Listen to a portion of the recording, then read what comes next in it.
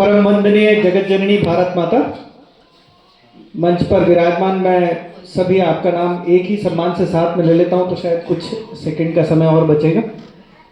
जैसा जगदीश जी ने बताया, एक कार्यक्रम बैठक ये तो जीवन का हमारा सबका हिस्सा ही है। मेरे हिस्से में थोड़े मरीजों के ऑपरेशन भी जुड़े रहते हैं, तो वो भी एक चीज़ साथ रहती है।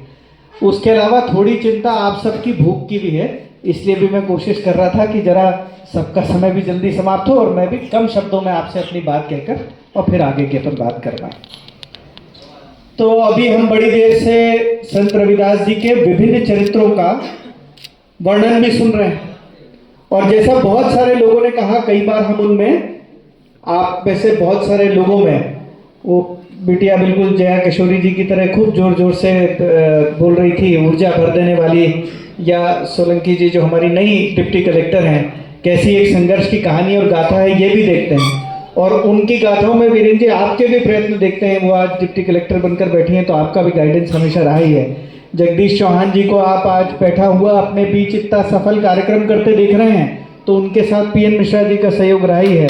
ये गुरु की परंपरा के बिना भारत में कभी कोई सफलता की कहानी नहीं कही जा सकती।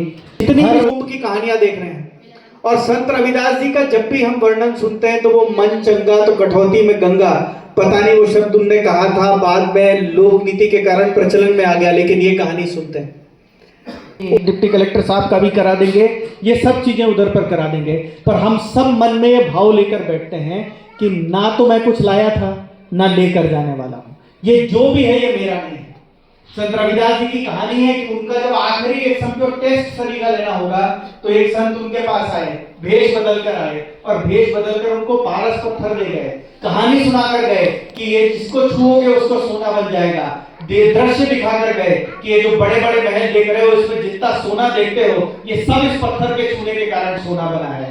तेरा लेकिन एक चीज बहुत आप मूल रूप से मानकर चलिए स्पष्ट है, और मैं एक उदाहरण दूंगा जिससे विषय समाप्त हो जाए। हमने 3 तस्वीरें देखी, भारत मां जिसके सब बेटे हैं, संत रविदास जिनके कारण भारत मां जैसी भारत मां थी वैसी थी, और बाबा साहब अंबेडकर जिनकी कल्पना उसी भारत मां की थी जिस भारत मां के लिए संघर्ष हमारा आज तक भी जारी है।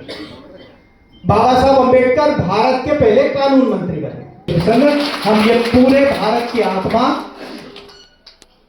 का जीवन का स्वरूप जो देखते हैं वो संत रविदास जी में देखते हैं। और मेरा स्पष्ट मानना है कि अगर संत रविदास जी के जीवन का 1% भी हर भारतवासी अपने जीवन में उतार ले, तो जो सपनों का भारत हम सोचते रहे हैं, वो सपनों के भारत को साकार होते आप और हम अपने जीवन काल में देखेंगे। बहुत बहुत धन्यवाद। वंदे मातरम।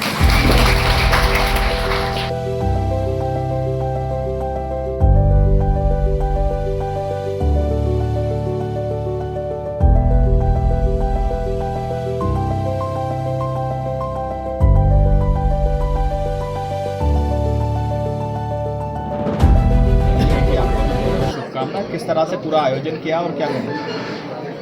पहले तो संत रविदास जी की जयंती की आप सबको बहुत बहुत शुभकामनाएं। समरसता, देशभक्ति और भारत की संत परंपरा के ध्वजवाहक संत रविदास जी, और आज बहुत आवश्यक है कि ये जो संदेश है ये खासकर हमारी नई पीढ़ी तक पहुंचना चाहिए। इसके लिए ये कहानियाँ सबके बीच जानी जरूरी है, उसी का एक प्रयत्न ये है। और मैं सभी को इसकी बहुत बहुत शुभकामनाएं भी देता हूँ। कार्यक्रम के आयोजक जगदीश चौहान जी और उनके मार्गदर्शक पीएन मिश्रा जी को भी बहुत बहुत साधुवाद। संत रविदास फाउंडेशन के माध्यम से संत रविदास जी का संदेश अब देश के कोने कोने में पहुंचाने का ये काम कर रहे हैं, इसके लिए बहुत बहुत